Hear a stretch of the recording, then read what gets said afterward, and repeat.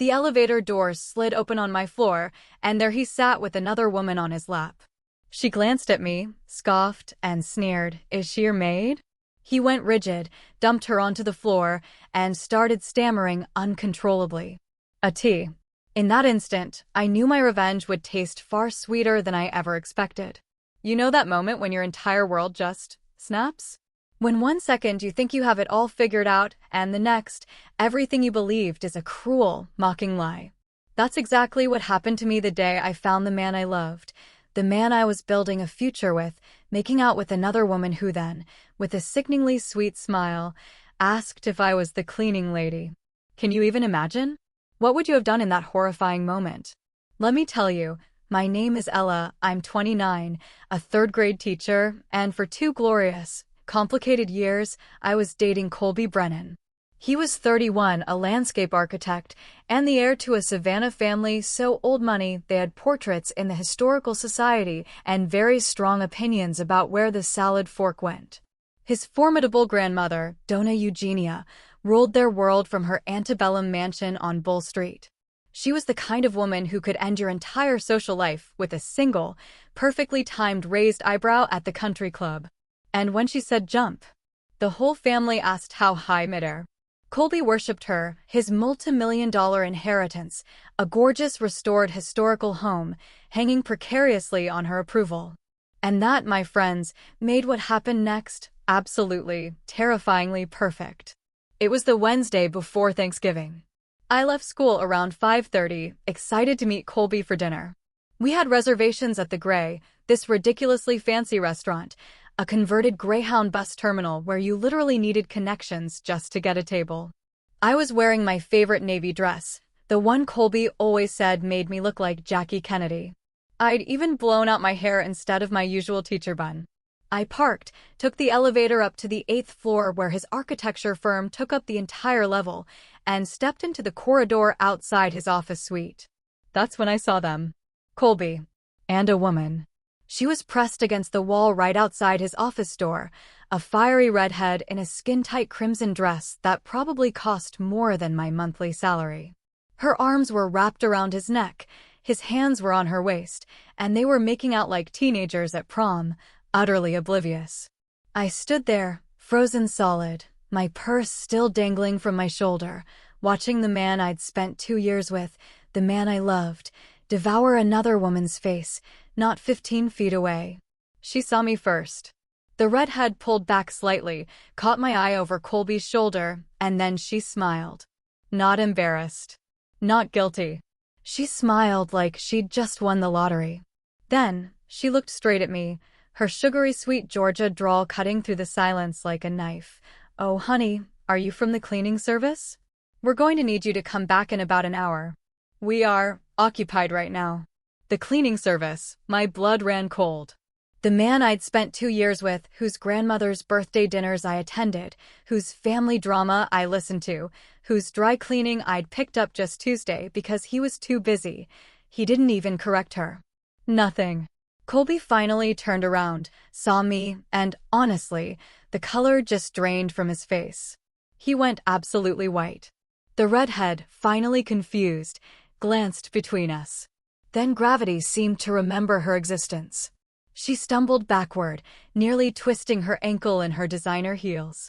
"Ella," Colby stammered, his voice cracking like a preteen. This isn't. She's just the cleaning lady." I finished for him, my voice, surprisingly, was calm.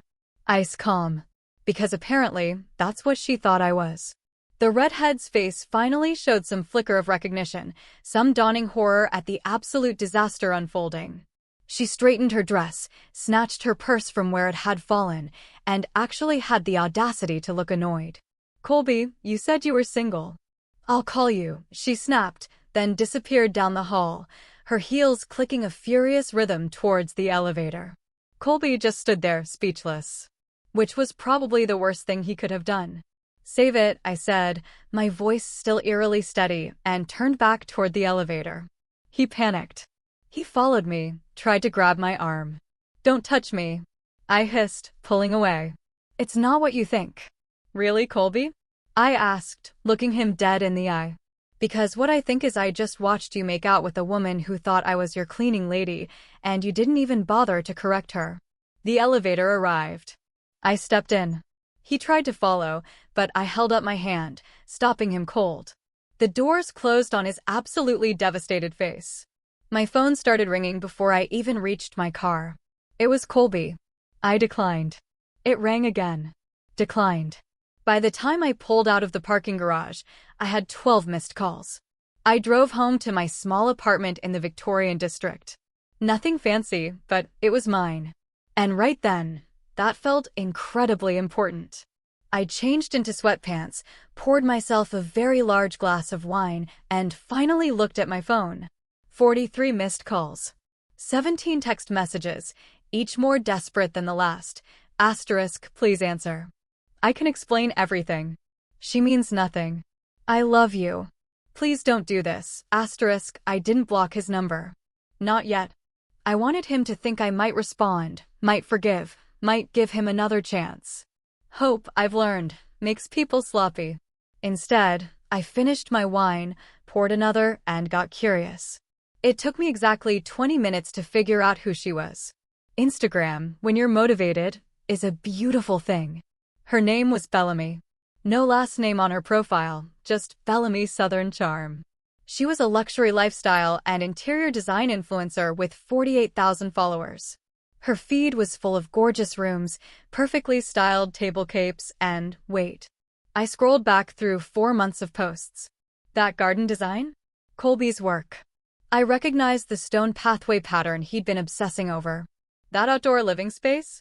His signature style, curved built-in seating. That pool area? Literally the Henderson project he'd shown me last month. She wasn't just using his designs to build her influencer career. She was telling her followers, in her captions, my boyfriend and I designed this space together, or spending quality time with my love planning our dream home. For 4 months, she'd been telling the world they were a couple. My phone buzzed. A message from an unknown number. Asterisk, Ella, please. I'm using a different number. I'm so sorry. Can we please talk? I'll come to you. This was a huge mistake. Asterisk, I stared at the message for a long moment, my mind drifting to Dona Eugenia's Thanksgiving dinner tomorrow. The annual event where the entire Brennan clan, aunts, uncles, cousins, friends, at least 40 people, crammed into that mansion for sweet tea, bourbon, and enough Southern propriety to choke a horse. Then I smiled. I typed back, okay, but not tonight. I need time to process. Let's talk at your grandmother's Thanksgiving tomorrow. I'll be there. His response was immediate. Thank you. Thank you. Thank you. I love you so much. I'll make this right. I promise. Sure he would. I had less than 24 hours to prepare. And in the South, revenge isn't just a dish served cold. It's served on the good china, in front of witnesses, with homemade pie for dessert. Sometimes, the best revenge doesn't need weeks of planning. It just needs one night, one determined woman, and a matriarch who values truth over family loyalty. I didn't sleep much that night. Instead, I built my case like I was preparing a lesson plan for the world's most important third-grade presentation on why Colby Brennan was absolute trash. By 3 a.m., I had screenshots organized chronologically, July through November. For solid months of Bellamy posting Colby's work while calling him her boyfriend.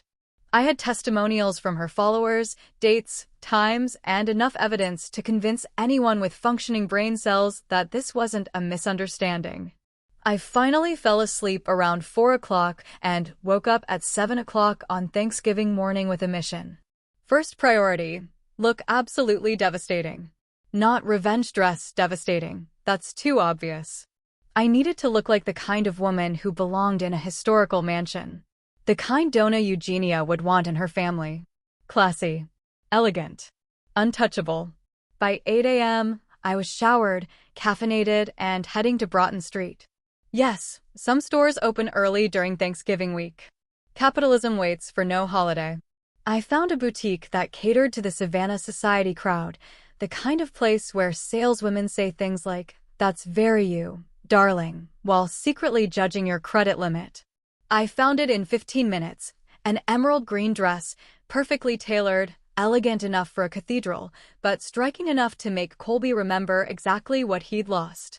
The salesperson, a woman named Patricia, who absolutely understood the assignment when I said, "I need to look like I've already won," even threw in a discount. Apparently, my face told the whole story. 9:30 a.m. I was at the Coffee Fox on Bull Street with my iPad, organizing my presentation. The barista, a college student with purple hair and a name tag that read Sage, brought my lavender latte and lingered. "You look like you're plotting something," she said. "Is it that obvious?" I asked. "Honey, I've worked here 3 years. I know the look of a woman preparing to destroy someone's life. Is it the redhead who's always here taking photos?" I looked up surprised. "You know her?" "Bellamy." "Oh yeah. She's here constantly, always with some guy, always talking loud enough for the whole cafe to hear about her architect boyfriend. She makes everyone her captive audience while she stages the perfect Instagram shot." Sage rolled her eyes. "She literally makes him rearrange his schedule so the lighting is right for her posts. The guy always looks like he'd rather be anywhere else." "Her boyfriend," I repeated. "She specifically calls him that every single time." "My boyfriend designed this. My boyfriend and I are planning our dream home. My boyfriend is taking me to Charleston this weekend." Girl doesn't shut up about him. I showed Sage a photo of Colby from my phone, us at last month's fall festival, laughing at the pumpkin patch. Her jaw dropped. "That's your boyfriend." "Was as of last night." "Oh, honey.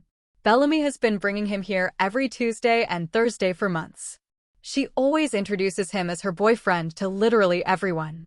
Last week, she was showing someone her Pinterest board for their future wedding." I took notes.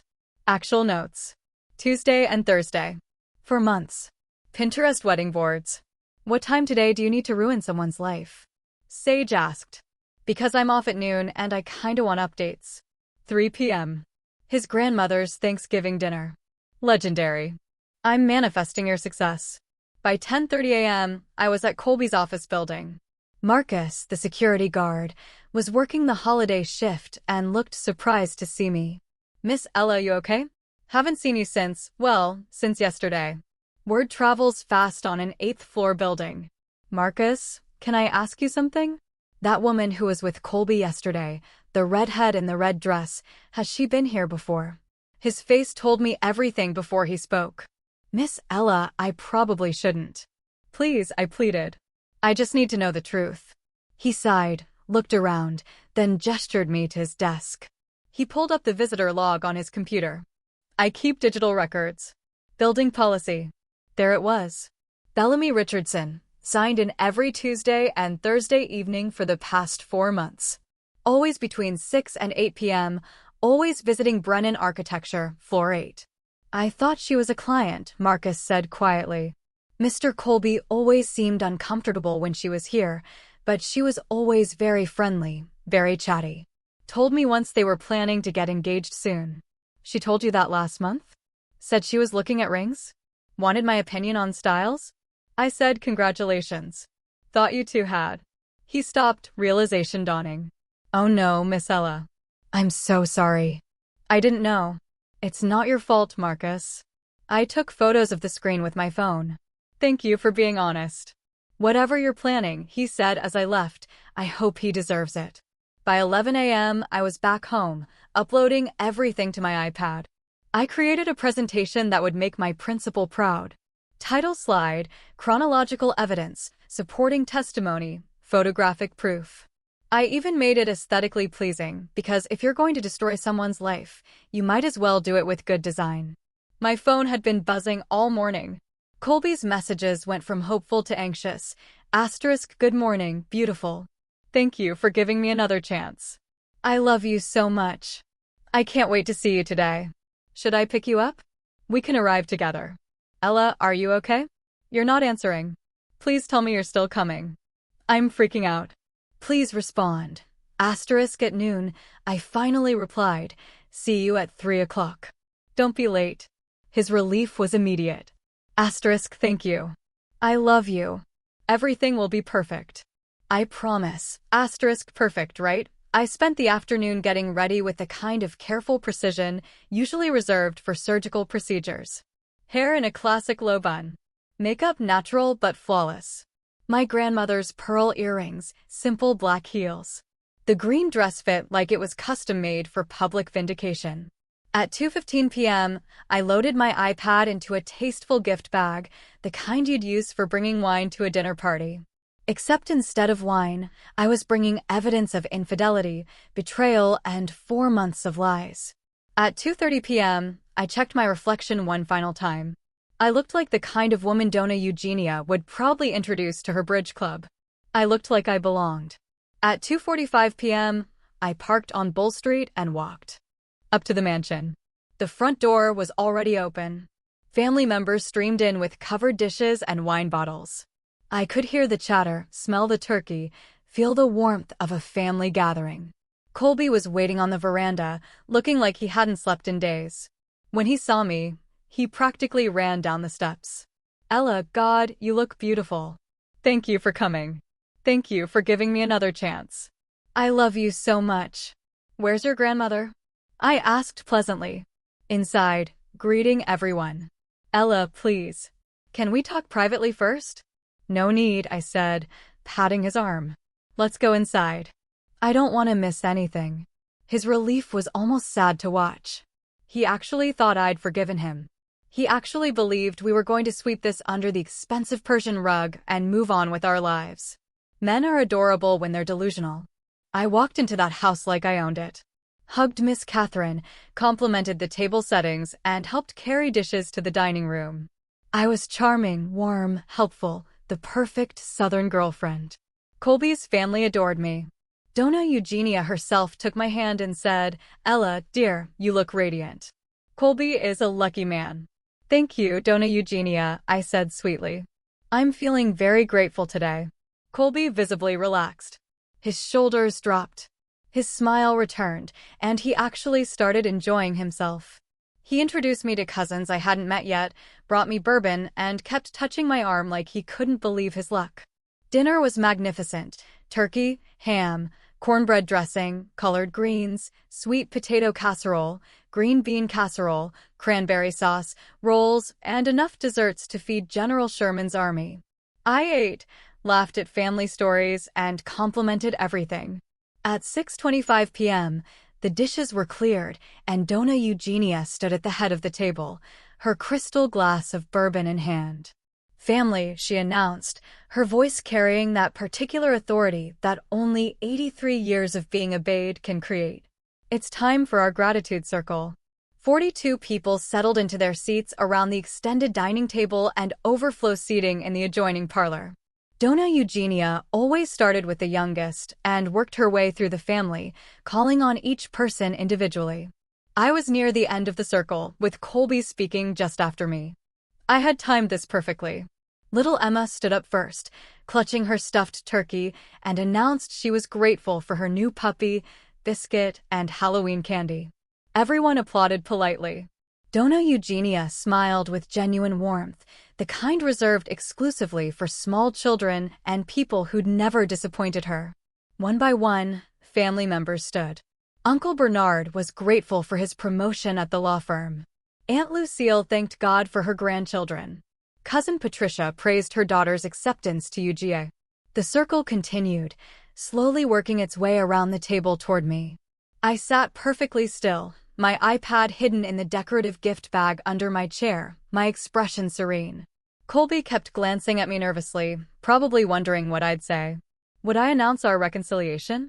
Publicly forgive him? Make some sweet statement about love and second chances? Oh, sweetheart, if only. When Donna Eugenia called my name, I stood gracefully, smoothing my emerald dress.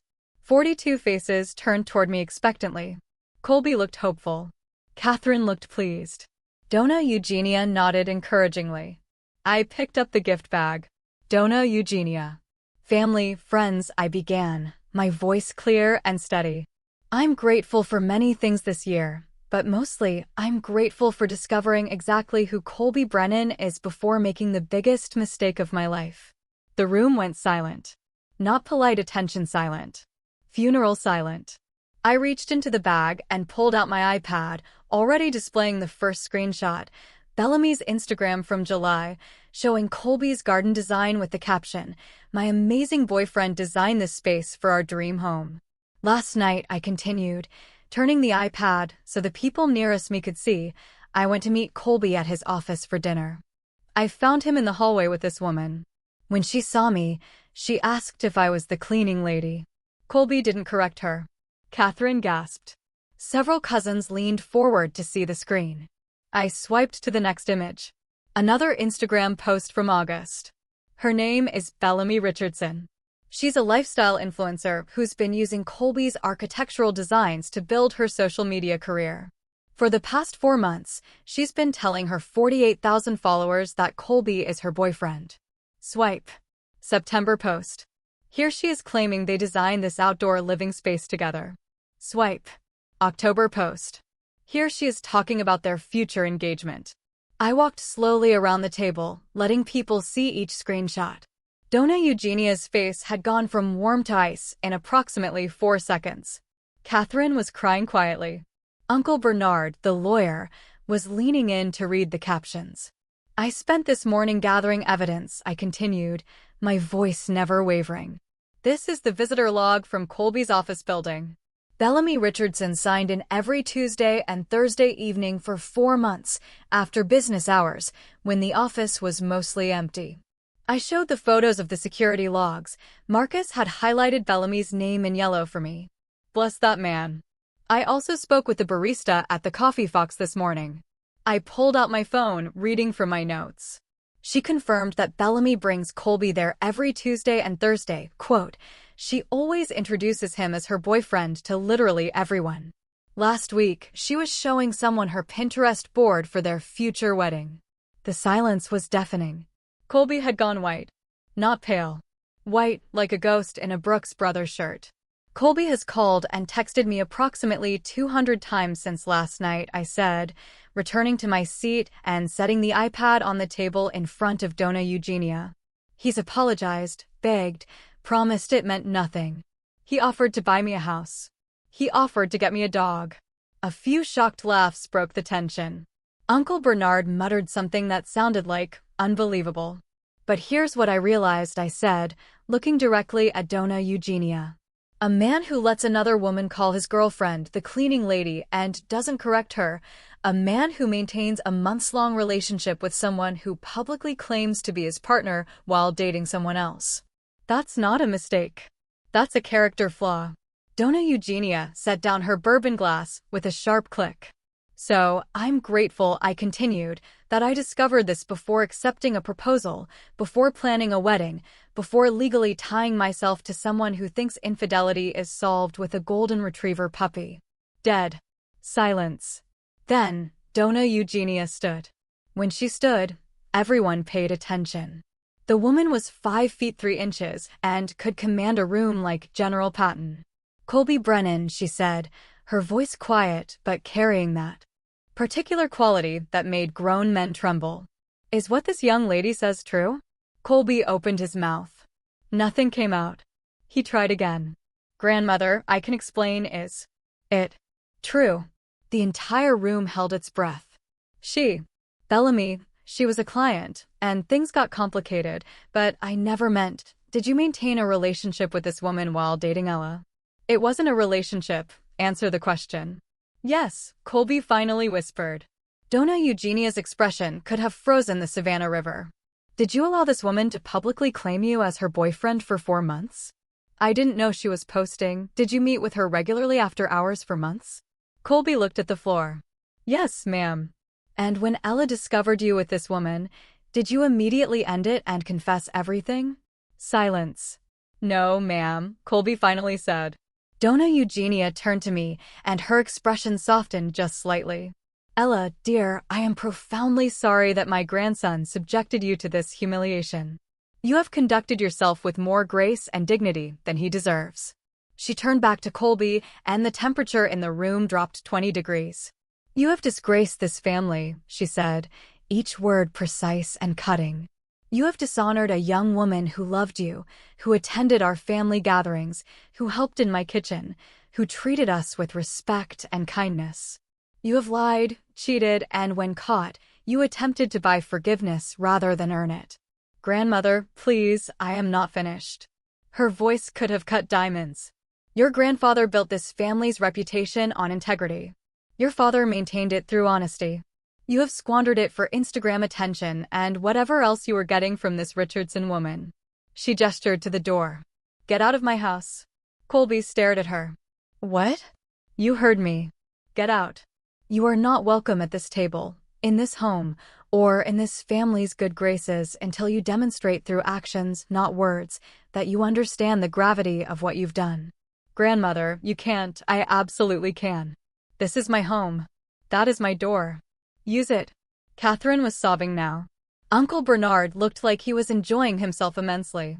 Several cousins had their phones out, probably texting this drama to everyone they knew. Colby looked at his mother. She wouldn't meet his eyes. He looked at me. I smiled pleasantly and took a sip of sweet tea.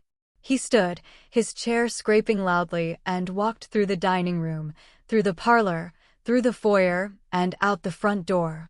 We heard it close behind him. Donna Eugenia sat back down, picked up her bourbon, and took a long sip. Ella, dear, she said calmly, would you please pass the pecan pie? I believe we could all use some dessert after that unpleasantness. I passed her the pie. Also, she continued, cutting herself a generous slice, you mentioned earlier that you helped in the kitchen. The cornbread dressing was exceptional. Did you add extra sage? Yes, ma'am, I said. And a touch of thyme. Brilliant. You must give me the measurements. Catherine, dear, stop crying and have some pie. Your son made his choices. Now he'll live with them. The dinner resumed awkwardly at first, then more naturally as people processed what they'd just witnessed. I ate 2 pieces of pecan pie and 1 piece of sweet potato pie. Uncle Bernard raised his glass to me at one point. Aunt Lucille hugged me on her way out and whispered, that boy never deserved you. Around 8 p.m., as people were leaving, Donna Eugenia pulled me aside. Ella, I want you to know that regardless of my grandson's behavior, you are always welcome in this home. You handled that situation with remarkable composure. Your parents raised you well. Thank you, Donna Eugenia. I also want you to know, she continued, her eyes twinkling slightly, that my grandson Sterling will be home from Atlanta next weekend. He's opening a new restaurant downtown. French Southern Fusion. You remember Sterling, don't you? Handsome boy, excellent cook, significantly better judgment than his cousin. I remembered Sterling. Tall, 32, chef's hands, kind smile. We'd talked at last year's Christmas party about his culinary school training in Lyon. I remember him, I said carefully. Good. I'll make sure he has your number. A smart, beautiful, patient woman like you shouldn't stay single long, especially when there are better options in the same family tree. She patted my hand and walked away to say goodbye to other guests, leaving me standing there, realizing Donna Eugenia had just given me her explicit blessing to date her other grandson. The South doesn't just serve revenge cold, it serves it with pie, witnesses, and a setup for your next relationship. The fallout from Thanksgiving dinner spread through Savannah faster than kudzu in July. By Friday morning, my phone was buzzing with messages from people I hadn't talked to in months. Apparently, at least 6 dinner guests had immediately texted their friends about the Brennan Thanksgiving massacre. And by breakfast, half of Savannah society knew that Colby had been publicly expelled from his grandmother's home for cheating. The other half knew by lunch.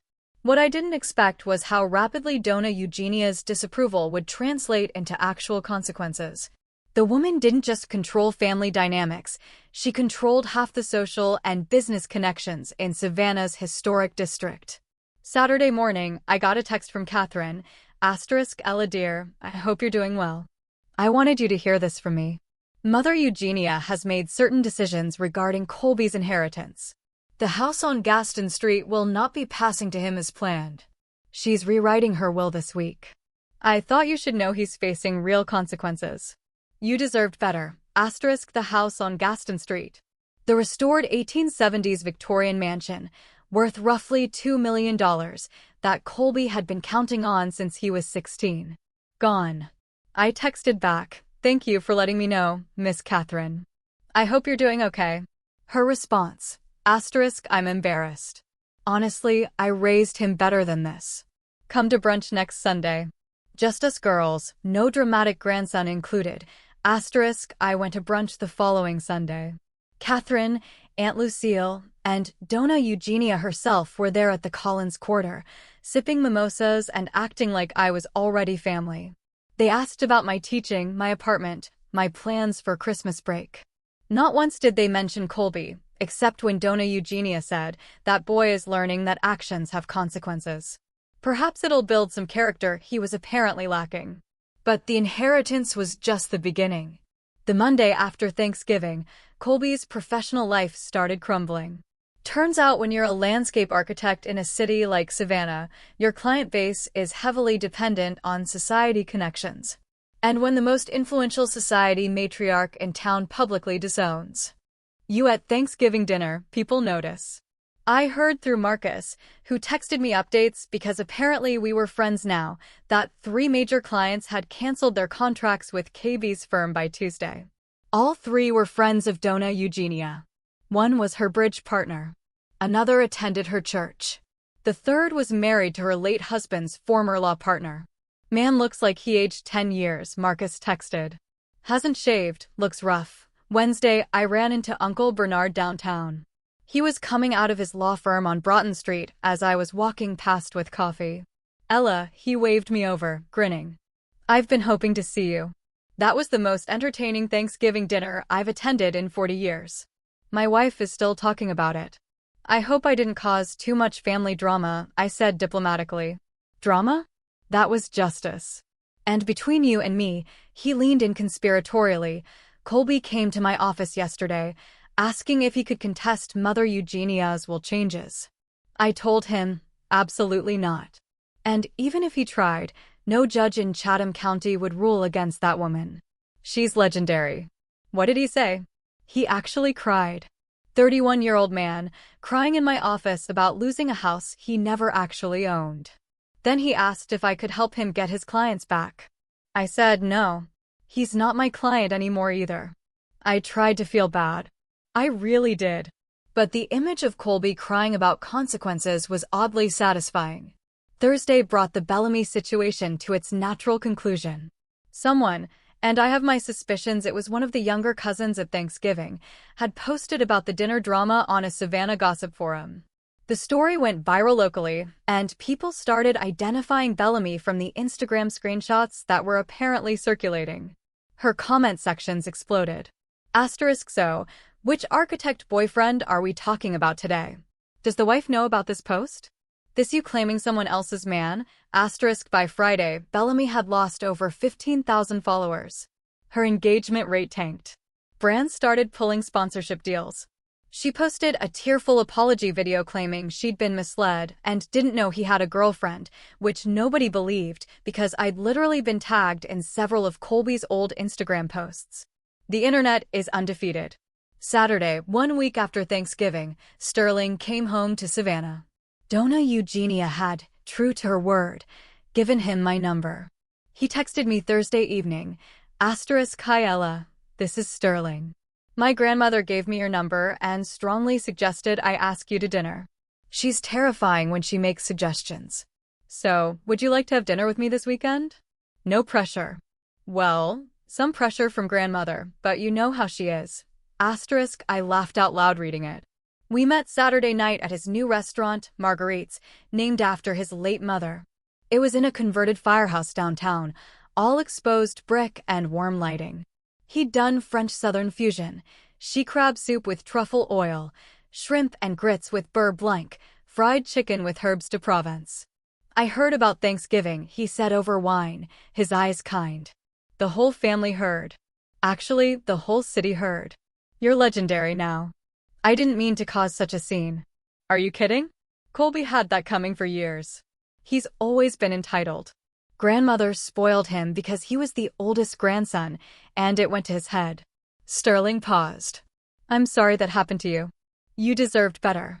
I'm getting better, I said, meeting his eyes. He smiled. The man had a devastating smile. We dated casually through December.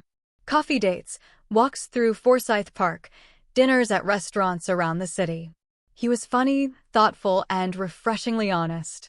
No games, no secret Instagram girlfriends, just a genuinely good man who cooked incredible food and made me laugh. Christmas came.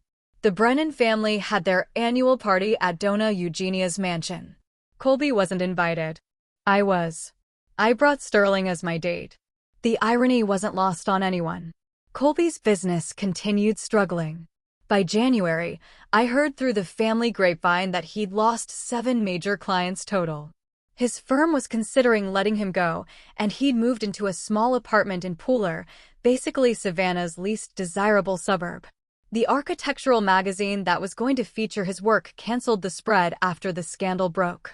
Bellamy had dropped to 33,000 followers and had pivoted to wellness and healing content, which apparently meant posting yoga poses and inspirational quotes about learning from toxic relationships. The comments were ruthless. Asterisk girl, you were the toxic relationship. Healing from what? Getting caught. Namaste away from other people's boyfriends. Asterisk meanwhile, I got a raise at Forsyth Elementary for my work on the new reading curriculum. My third graders won the district spelling bee. Sterling's restaurant got a glowing review in Savannah magazine. Dona Eugenia invited me to the Easter dinner planning committee, which apparently meant I was officially considered family now. February brought the final twist I never saw coming. Catherine called me on a Tuesday afternoon. Ella, I wanted you to hear this from me. Colby is moving to Charlotte. He got a job offer with a firm up there. Smaller role, less pay, but it's a fresh start. He's leaving in 2 weeks. How is he? I asked, surprising myself by actually caring slightly. Humbled. Broke. Single.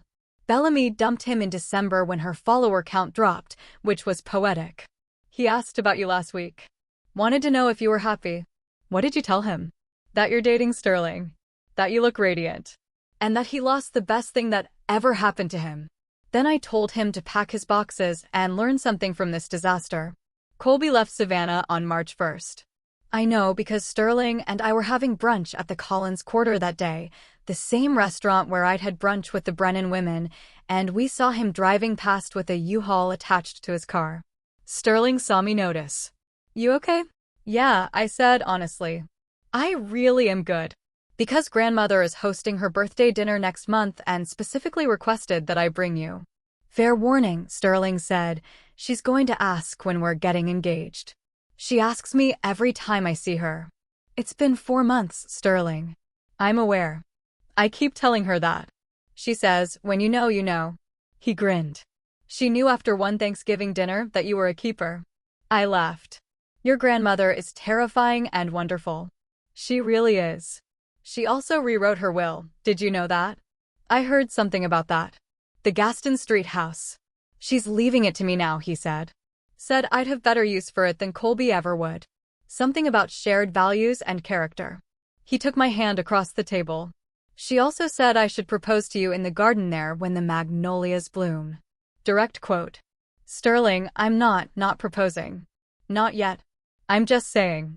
When an 83-year-old woman who controls half of Savannah gives you romantic advice, you listen. The magnolias bloomed in April. Looking back now, a year and a half after that Thanksgiving dinner, I can honestly say finding your boyfriend making out with someone who thought you were the cleaning lady was the best thing that ever happened to me. I know how that sounds. Trust me, I wouldn't have believed it either when I was standing in that 8th floor hallway watching my 2-year relationship implode. But here's what I've learned. Sometimes the trash takes itself out. And sometimes it takes an entire family with impeccable social connections to make sure that trash stays gone. Sterling proposed in April, exactly when Dona Eugenia predicted. In the garden of the Gaston Street house, with the magnolias in full bloom. We got married that October in a ceremony at the Cathedral of St. John the Baptist, with 200 guests. Dona Eugenia cried. Actually cried, during the vows. Catherine told me I was the daughter she'd always wanted. Uncle Bernard gave the most hilarious toast about how I'd upgraded within the same family tree, which showed excellent practical judgment. Colby sent a card from Charlotte, just a card, no gift. It said, "Congratulations, you deserve to be happy." Sterling threw it away before I could overthink it. We live in the Gaston Street house now. Donna Eugenia signed it over to Sterling as a wedding gift, with the stipulation that we host Thanksgiving dinner once she's too old for such nonsense, which we all know means never. The woman will be hosting Thanksgiving dinners from beyond the grave if she can manage it. I still teach 3rd grade at Forsyth Elementary. My students still ask why I smile so much. I tell them it's because I love reading and grammar, but honestly, it's because I wake up next to a man who brings me coffee in bed and never once has made me question whether I'm valued. Sterling's restaurant earned a James Beard Award semi-finalist recognition in June. Marguerite's is now one of the top dining destinations in the Southeast. He works brutal hours, but he's never missed a family dinner, never canceled a date night, and never once has made me feel like an afterthought in his life. That's the difference between a good man and a mediocre one. A good man shows up consistently, without needing public humiliation to learn how. As for Colby, last I heard through the family grapevine, he's still in Charlotte, working for a mid-size firm doing residential landscaping. Nothing glamorous, no magazine features, no society connections, just regular work for regular people, which probably builds character or something. Catherine visits him occasionally. She says he's learning humility, which is Southern for finally growing up at 33. Bellamy pivoted to life coaching after her influencer career tanked completely. Her Instagram now has about 12,000 followers, and she posts things like, "Everything happens for a reason," and "Trust the journey." The comments are still occasionally brutal. The internet never forgets, and Southern women absolutely never forgive. I blocked her after the wedding, not out of anger, just out of complete disinterest. She's irrelevant to my life now, which is the best revenge of all, indifference. Donna Eugenia turned 85 last month. We threw her a massive party at the house. Her house, really, since Sterling and I both know we're just borrowing it until she decides otherwise. She's already planning to live to 100 out of pure spite for anyone who suggested she slow down. At her birthday dinner, she pulled me aside, bourbon in hand as always, and said, "Ella, dear, I want you to know that the best decision Colby ever made was being stupid enough to lose you. It brought you into this family properly. Sterling is a better man because you chose him. And I get to have my Thanksgiving dinners with someone who actually appreciates good cornbread dressing. That's the closest thing to 'I love you' that Donna Eugenia gives. And honestly, I'll take it. Sometimes people ask if I'm grateful for what happened. If I'm glad Colby cheated, glad I found out, glad everything fell apart so spectacularly. And here's the truth, I'm not grateful he cheated. I'm grateful I found out before wasting more time. I'm grateful I had the dignity to expose it publicly instead of suffering quietly. I'm grateful his grandmother valued character over blood relation. I'm grateful I didn't settle for someone who saw me as optional. But mostly, I'm grateful I learned that revenge doesn't have to be loud or violent or destructive. Sometimes the best revenge is just standing up at Thanksgiving dinner, telling the truth with receipts, and letting natural consequences do the rest. Sometimes karma doesn't need your help. It just needs an audience and a matriarch with a will to rewrite. I pass Colby's old office building sometimes on my way downtown. The architecture firm is still there, but his name was removed from the directory. Someone else works in his office now. The 8th floor where I found him is just another floor in another building, in a city that's moved on completely. I never stop the car. I never slow down. I just drive past, on my way to somewhere better. Usually with Sterling's hand in mine. Usually laughing about something ridiculous one of my students said that day. Because that's the thing about moving forward. You actually have to move forward. Not backward, not sideways, just forward into a life where you're valued, respected, and loved by people who show it consistently. The South taught me that revenge is a dish best served cold. Donna Eugenia taught me it's even better served in public, with witnesses and consequences. And life taught me that sometimes the best revenge isn't revenge at all. It's just living well while the people who underestimated you watch from a distance. Sterling and I are trying for a baby in the spring. Donna Eugenia has already started knitting blankets. Catherine has already planned the nursery colors. Uncle Bernard has already made terrible jokes about keeping the good genes in the family this time. And somewhere in Charlotte, Colby is landscaping suburban yards and learning that actions have consequences that last longer than anyone warns you about. As for me, I'm exactly where I'm supposed to be. In a house filled with magnolias, married to a man who values me, surrounded by a family that chose me back, teaching children who think I'm magic because I can explain grammar. Living in a city that watched me stand up for myself and decided I belonged. Not bad for the woman someone once mistook for the cleaning lady. So, tell me, what would you have done in my place? Have you ever had to stand up for yourself in a big public way? Let me know in the comments below. I can't wait to hear your stories.